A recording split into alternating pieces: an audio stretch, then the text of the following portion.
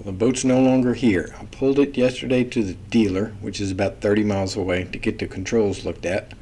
It was a nervous wreck, but it was comfortable pulling it at about 65 miles an hour. The truck handled well and the trailer pulled real well, so that went well.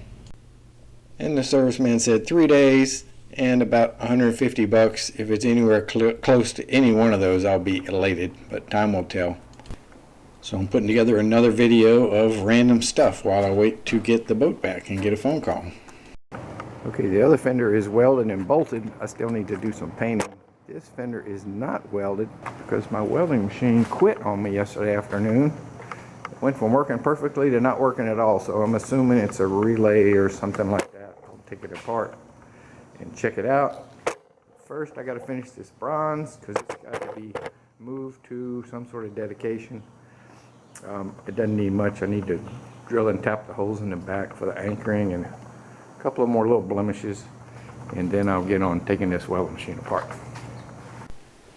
So I took my machine mostly apart. I was looking for something that looked like a relay, but I couldn't find anything that simple. And then I just took a little short loop of wire and shorted out where the whip ties into it, and it turns out that was the problem all along, that the switch or the wire somewhere in the whip was not functioning. So I had to put this thing all the way back together. Well, that was a wasted hour. I just ended up just squirting the switch with WD-40, and it's working again. I could have done this without taking anything apart. So I guess that's what I should have. I'm assuming that switch is low voltage, but I don't really know. Okay, giving my forklift a little charge. When it was new, it would probably run 20 hours on a battery charge, but now it's not new anymore. So every hour or so I use it, which isn't that often. I'll go ahead and charge it up. Now, with the benefit of having done this a few times, and also that other old boat is out of the way, I'm getting pretty good at putting the boat in the shed. It's tight. It's tight mostly on the ceiling. It barely misses the ceiling. I gotta lower it pretty low. Got probably a foot on each side, or maybe not quite that much, but it goes right in. And the little electric forklift, it's got plenty enough power. It'll push it in there. It'll apparently push it through the back wall if I'm not careful. I have a concern about somebody bashing the top of their head on these rod holders on the console top. They're tall enough I won't hit them, but a tall person might. So I picked up these bushings. These are for 2-inch EMT conduit. They're a little too big, and I cut them to fit. I took a little hunk out of each one, and they're real flexible. So I put them on, clamped them in place with epoxy. So great idea, very economical, flawless execution, but a failure because it's that kind of plastic that epoxy doesn't stick to. So almost all of them pop loose. And that's a shame because I thought I had this whooped. So we're gonna punt, try something different. So these are sold in electrical supply houses to screw on the end of a 2-inch conduit to make sure the edges don't cut the wires, and this is what I need. But I didn't thread the ends of my rocket launchers on my T-top, and I don't have a means to thread it, so I bought enough of these. I'm going to try to grind out the thread so it'll just slip over, and I'm going to try to smooth the outside so they won't look so funky, and we'll give these a shot. They're only pennies a piece, so I don't mind taking a gamble on this. So I got my little router set up with a flush cut bit, and I have the bearing set where it'll just barely catch this edge right here. And I'm gonna see if I can't make the outside of these more rounder. So I did one of these off camera, and it was a success. I made it all the way around, but I had the router running real slow, and I got a real rough cut. So I turned the router speed up a little bit. I was kind of scared the plastic would melt, and that's a problem, but it didn't show any sign of melting. So I turned up the router speed, and then it started grabbing and throwing the things around, which is kind of making me a little nervous. So again, I played with the router speed up and down, trying to find a sweet spot, and it just seems like if I would turn the router slow, it would grind hunks, and if I turned it up fast, it seemed like the bit would whip and occasionally grab a piece of chunk of plastic, and it was making them ugly, and plus it was scaring the crap out of me. So I punted on this, put the router away, and we're making the outside round with a different method. So move the operation over to the belt sander, and we got it done this way. My belt's a little bit dull, so it was a combination of sanding and melting. It was probably more melting to get them round, and then the melted blob would keep the piece from sitting flat on the little surface there, so I have to pull it off and then go again. But this went really well, really fast. No problems here. Then I cleaned up the outside edges with the random orbital, and I hit the top a little bit and the bottom too. Just kind of clean them up and give them a rough surface, because I want to make sure paint sticks to them when I do paint them, and they will need painting. So to do the insides, I got out the big boy Dremel, but I could not hold it with one hand, so I ended up using the Dremel, and it did fine with a sanding cone. It just took a little while. And this was another instance where it's kind of half sanding and it's half melting, so you need to go away from where you just worked, or it just gets hotter and hotter and just makes a melted blob. But a light touch and slow speed, and we got them all knocked out pretty quickly. So the little white plastic things didn't stick, but unfortunately the epoxy did, so I got to clean all this mess off so we can try something different. My least favorite tool, a grinder with a coarse wire wheel attached to it.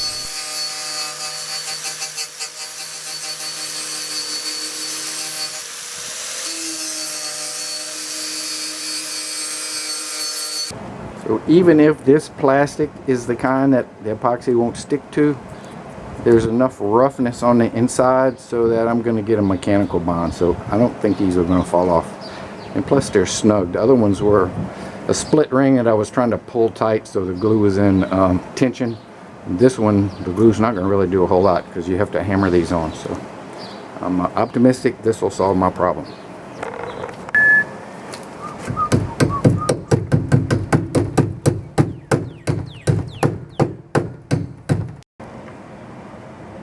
All done, and they're sanded kind of rough, so they should hold paint without any problem. They definitely will need to be painted. It's good from here. And I made use of some younger eyes and some steadier hands to put my decals on so they'd be halfway straight, and they came out perfectly straight. They look great. And I got them off of Amazon, and it was $12 for both sides. I think that's cheaper than you can buy the individual letters for. I think that's a wonderful deal, and they look good. Mounted my fuel filter on the starboard side of the inside of the transom, and as soon as I mounted it, I realized I had forgotten what side was the innie and what side was the outie, but cell phone to the rescue, you could take a picture of it. So I forked out $300 to get my seat re-cushioned or cushioned, and that was money well spent. And I put rubber latches on the back to keep it from flipping forward. I had these two stainless handholds in stock from who knows where. I'm putting one on the starboard side, and I'm putting a longer one on the port side. Just can't go wrong with these. You can tie ice chests, and plus this one's over the ladder, so it'll help people get out the water. And this one had broken studs, so I added on with some stainless all thread. And they're through bolted. They'll have a nut and a washer on the backside, so they should be mucho strong. Don't have to worry about these failing. So way back when, I put this 2-inch PVC conduit to go from under the helm to back at the transom area, and then I ended up not using it. I just put the wires on top of the fuel tank in a vacuum cleaner hose. But if I would have wanted to use it, it would have been way undersized. So if you're going to do this, run at least 2 of them, and preferably 2.5-inch pipes, because it can't really be too big. It doesn't hurt anything by being bigger. But I would have been in a bind if I wasn't able to lay my wires on top of the fuel tank. And I didn't lay them loose. I had 2 old vacuum cleaner hoses, and I strapped them in there so they couldn't move, and I put all the wires in those hoses. So just use them as flexible conduit, and I was lucky I had that option. Otherwise, I'd have been in a bind. So I don't have a big hang up about admitting problems. I take lots of shortcuts. I use lots of materials that are not meant to be, and I have lots of failures, and I'm okay with that. It's the way I work. But when my swim platforms fail, that kind of hit home, because this is a wooden project, and I kind of pride myself on knowing what to do with wood, but these things have failed. First noticed it because the little corner kept coming loose, and I'd clamp it and re-glue it, and it would come off again, and that means something is moving, which is not good. And then this thing really came loose, and I pulled it off, and somehow water's getting in here, and the hardwood part of the swim step has expanded and just created havoc. So I got to open this up, see what's going on.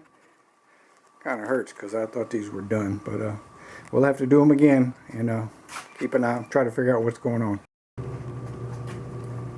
So it's no mystery here. I cut the glass off the bottom, which wasn't stuck anymore, and water came out. The boards are soaking wet and they're cupped.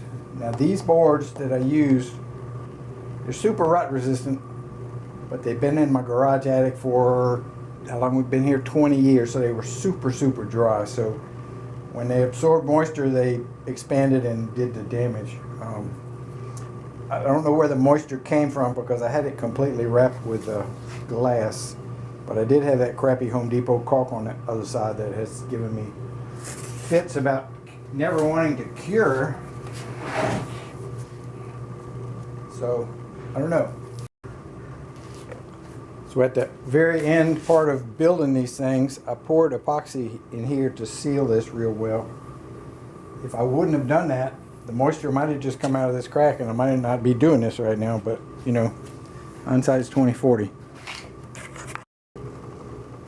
Okay, to further complicate the issue, the side of the boat that had the most issues with the caulk that I kept having to repair, it has less water in it, or hardly any water. These planks didn't want to come off. And the other side of the boat, where the rubber seemed to be in good repair, it was super wet, and the planks pretty much just fell off the bottom. And I'm not sure why that glue failed like that, but it came off in one piece. So now I'm really confused as to what's going on and what I need to do different when I go put it back together, because I am going to put it back together.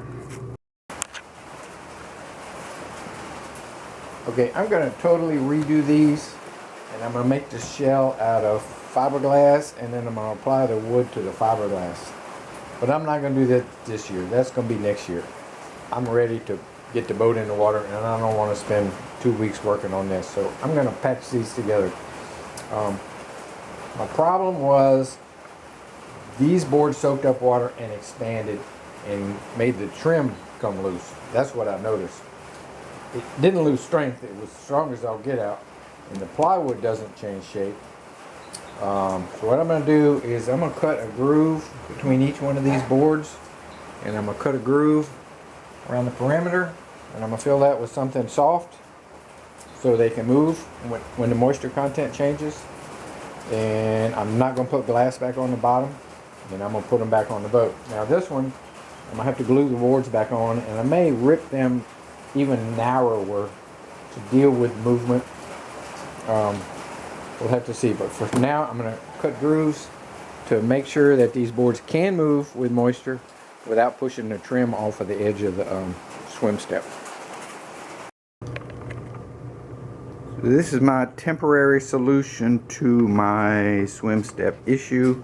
The issue was I used this hardwood as one of my layers because it is very strong and is very rot resistant, but I didn't take into account that it was very dry, and when it absorbed some moisture, which it invariable is going to do, it expands, and it was pushing the trim off the edges, just making it ugly. So some of the boards were loose. I re-glued them. I cut them much skinnier than they were originally, and I just left a gap between them. I sealed them with Thompson's water seal, I'm not putting the fiberglass or the polyester resin. I tried to seal it by totally encapsulating it, and that just caused problems. So I should have known better.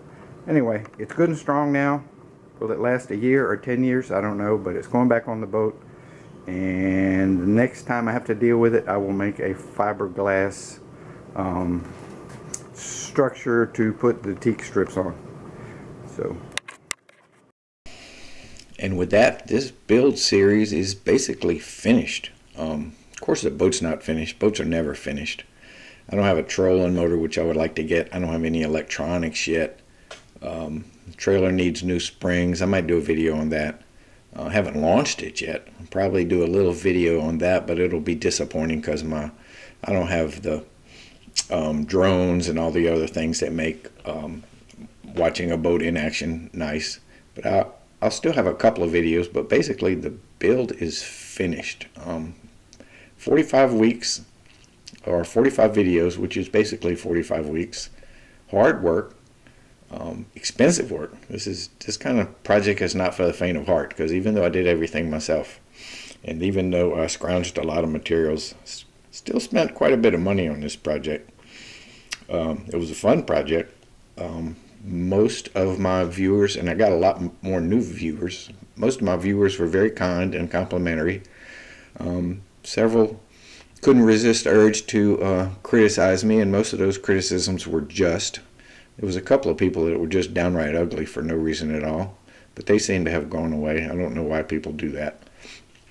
Anyway, the boat is basically finished. It's at the shop getting the computer parts of the motor straightened out, which I can't do. And I'll go straight from there and launch it in the river, and we'll take some test drives. And then probably bring it back home and take care of a few more little things. Like I don't have a cleat up front for the anchor. Probably need to repaint the deck. It had one good coat on it, and then I've kind of ruined it by working on top of that. But basically the build is complete, and I need to kind of drop this series and start something else if I'm going to do a new series, because I think whatever videos I would do from now on would be kind of disappointing. There's just it's not that much left to build. Anyway, I want to thank all my viewers. My channel has grown a lot. I'm not monetizing it. There's no ads, there's nothing. I don't really benefit any kind of way except just maybe helping a few people, and I get compliments, and who doesn't like a compliment? So next video will be when we launch, and we'll do the best we can. And I guess after I launch, it's possible that I might have to lower the motor, which, so there'll be a few more videos, but the build is done, and the videos won't be as timely as I've tried to make them. And I just want to thank everybody for watching. This has been quite a ride, quite a challenge.